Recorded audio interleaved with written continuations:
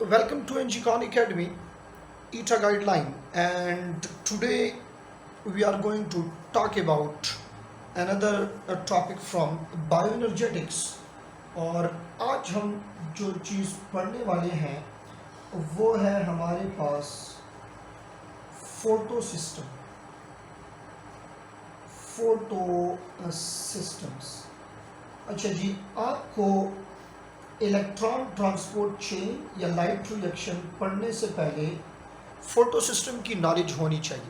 Photo system का पढ़ना यहाँ पे इंतहाई ज़रूरी है क्योंकि इसमें आपको वो पिगमेंट्स की अरेंजमेंट और जो रिएक्शन सेंटर्स हैं या कैरियर्स हैं, इन सब चीज़ों के बारे में पता चल जाएगा। तब आप आसानी से पढ़ सकेंगे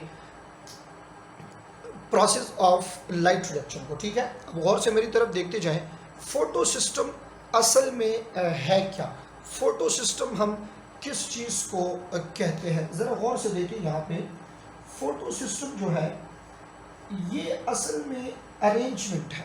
किस चीज़ की अरेंजमेंट है, गौर करें ज़रा। व्हेन फोटोसिंथेटिक पिगमेंट्स,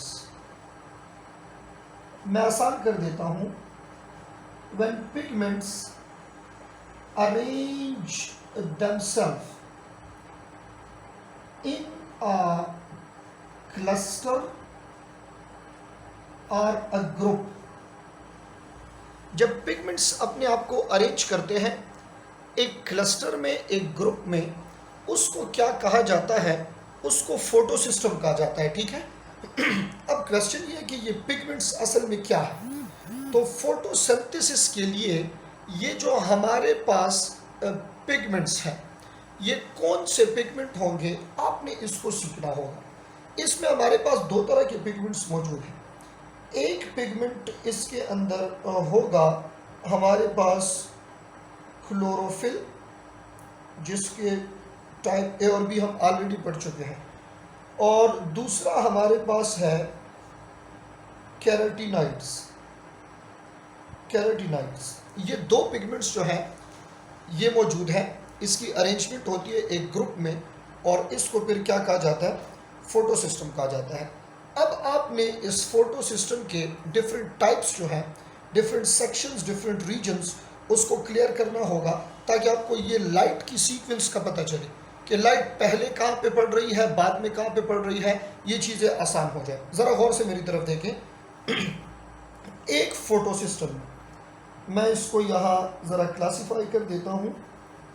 एक फोटो सिस्टम में आपको दो पार्ट्स मिलेंगे, दो रीजन्स। अभी इसको ड्रा भी करते हैं ताकि ये ज़्यादा क्लियर हो, आप इससे MCQs आसानी से सॉल्व कर सकें। एक फोटो सिस्टम में आपको दो पार्ट्स मिलेंगे। इसमें से एक पार्ट जो है इसको कहा जाता है एंटीना कॉम्प्लेक्स। एक पार्ट को एंटीना कॉम्प्लेक्स कहा जाता है। दूसरा पार्ट जो है इसको कहा जाता है रिएक्शन सेंटर। देखिए नाम से पता चल रहा है, antenna complex and reaction centre. Just imagine, ज़रा उस चीज़ को याद दिलाएं। पुराने ज़माने में, खैर इतना ज़्यादा पुराना भी नहीं, एक टीवी हुआ करता था जिसका छत के ऊपर एंटीना लगा होता था, और उस टीवी को ठीक करने के लिए, उसकी पिक्चर को साफ करने के लिए 3 बंदों की ज़रूरत होती थी। एक कमरे में टीवी के साथ, दूसरा बाहर बरामदे में, सहन में खड़ा होता था, और एक बंदा ऊपर छत पे चढ़ के वो एंटीना घुमाता था। तो होता कुछ यूँ है कि वो छत वाला बंदा जब एंटीना घुमाता है तो वो नीचे जो बंदा खड़ा है उसको आवाज़ देता है कि पिक्चर ठीक हो गई है कि नहीं। तो वो बंदा जो कमरे में बैठा होता है टीवी के साथ, उसको आवाज़ देता है कि ठीक हुआ है कि नहीं। फिर वहाँ से कम्युनिकेशन होती है। मकसद मेरी बात का ये है कि उस एंटीना का काम वहाँ पे क्या है। What is the function of that antenna? उस एंटीना का काम होता है टू कैच द सिग्नल। वहाँ सिग्नल को कैच करना होता है, लाइट। अब इधर एंटीना कॉम्प्लेक्स का काम क्या है? इस एंटीना कॉम्प्लेक्स का काम इधर ये है कि ये लाइट को कैच करे। This is responsible to catch the light. ठीक है, ये बात, ये इसका इंपॉर्टेंट फंक्शन है। अब इन दोनों में दो अलग अलग पार्ट्स हमारे पास मौजूद हैं। जो एंटीना कॉम्प्लेक्स है इसके अंदर आपको दो चीज़ें मिलेगी।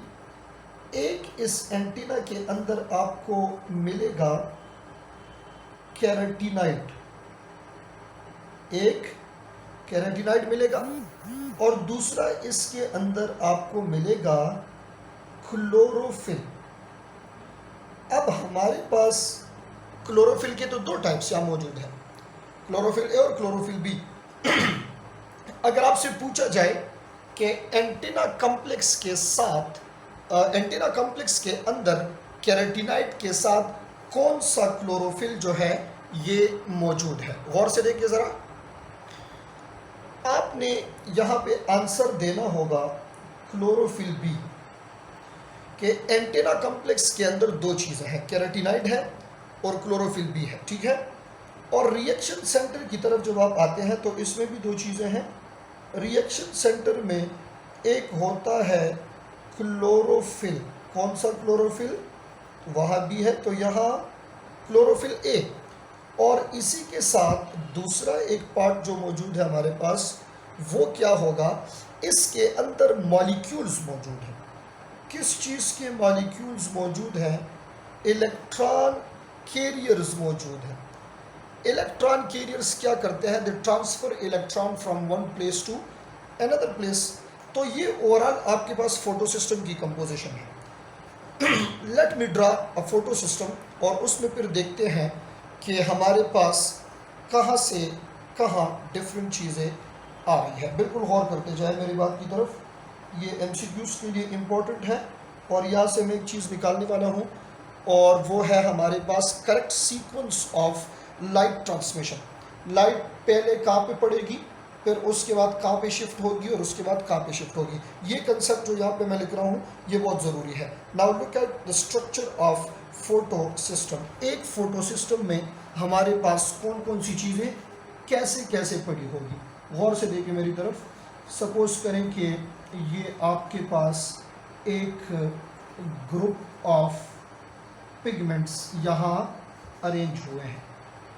अब ये ग्रुप ऑफ पिगमेंट्स किस तरह अरेंज हैं, बिल्कुल गौर से देखें। हमने इसके अंदर लाइट ट्रांसमिशन पढ़नी है। सबसे पहले यहाँ पे मैं एक पिगमेंट ड्रा कर रहा हूँ, और आपने इस रेड को देख के ये सपोज करना है कि दिस इज़ केराटिनाइड, ठीक है।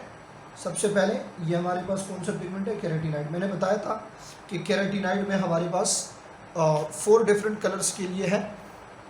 BRO, ब्रो, इसका ये केराटिन इसके लिए है, ब्राउन, रेड एंड ऑरेंज, और X for xanthophyll, Y for yellow. ये फार्मूला चैप्टर 2 में मैं डिस्कस करा चुका हूँ। अच्छा, ज़रा गौर करें मेरी तरफ। यहाँ इसके नज़दीक मौजूद होगा ऐसे क्लोरोफिल। अब दो तरह के हमारे पास क्लोरोफिल हैं, तो मैं सपोज कर लेता हूँ कि ये केराटिनाइड के नज़दीक जो मैंने बनाए हैं ये कौन से क्लोरोफिल हैं। सपोज चले ये क्लोरोफिल बी है, ठीक है।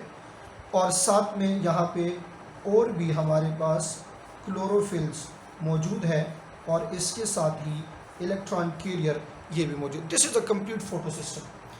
अब ये हमारे पास एक कंप्लीट फोटो सिस्टम है। अब लाइट ज़रा देख लें, गौर करें मेरी बात की तरफ। यहाँ से सनलाइट जब पड़ेगी इसके ऊपर, तो सबसे पहले देखिए लाइट कहाँ पे पड़ी है, केराटिनाइड के ऊपर। इस केराटिनाइड का काम क्या है, इससे पहले लेक्चर में हमने जिक्र किया था that this carotenoid is responsible to control the intensity.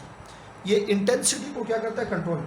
Suppose ये लाइट हाई एनर्जी लाइट है, इंटेंस लाइट है, तो ये यहाँ पे इसको कंट्रोल करेगा, और फिर ये लाइट आ जाएगी किस चीज़ की तरफ, क्लोरोफिल बी की तरफ, ठीक है। ये ऐसे ट्रांसफ़र हो रही है एक जगह से दूसरे में। इसके बाद ये लाइट आ जाएगी किस चीज़ की तरफ, क्लोरोफिल ए की तरफ, और इस क्लोरोफिल ए से यहाँ पे हमारे पास इलेक्ट्रॉन ट्रांसपोर्ट चेन इसके बाद शुरू होगा। फिर इसी में जब इलेक्ट्रॉन्स मैग्नीशियम ऑफ क्लोरोफिल से रिलीज होंगे, बाहर आएंगे, तो फिर वो क्या होंगे, उससे एक process of electron transport chain शुरू होगा। एक और चीज़ पढ़ लेते हैं, ईटा के लिए इंतहाई इंपॉर्टेंट है। फोटो सिस्टम के हमारे पास डिफरेंट टाइप्स हैं। और ये टाइप्स कौन से बेस पे हैं? ये टाइप्स हैं on the basis of wavelength and absorption of different light. एक है हमारे पास इसमें photo system 2 and this photosystem to absorb the light of 680 nanometer.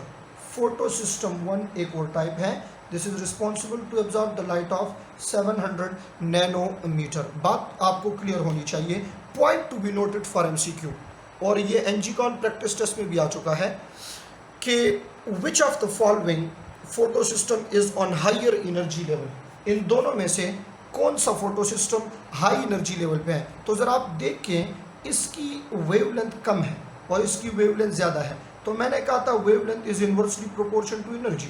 इसकी वेवलेंथ जो कम है तो इसकी एनर्जी क्या होगी? ये हाई एनर्जी लाइट है, और इसकी वेवलेंथ जो ज़्यादा है तो इसकी एनर्जी उसके कंपैरिजन में क्या होगी? Low energy. ये दो पॉइंट्स आपको MCQs के लिए याद होने चाहिए। This is all about photo system and इसके बाद हमने जाके पढ़ना है non cyclic and cyclic electron transport chain.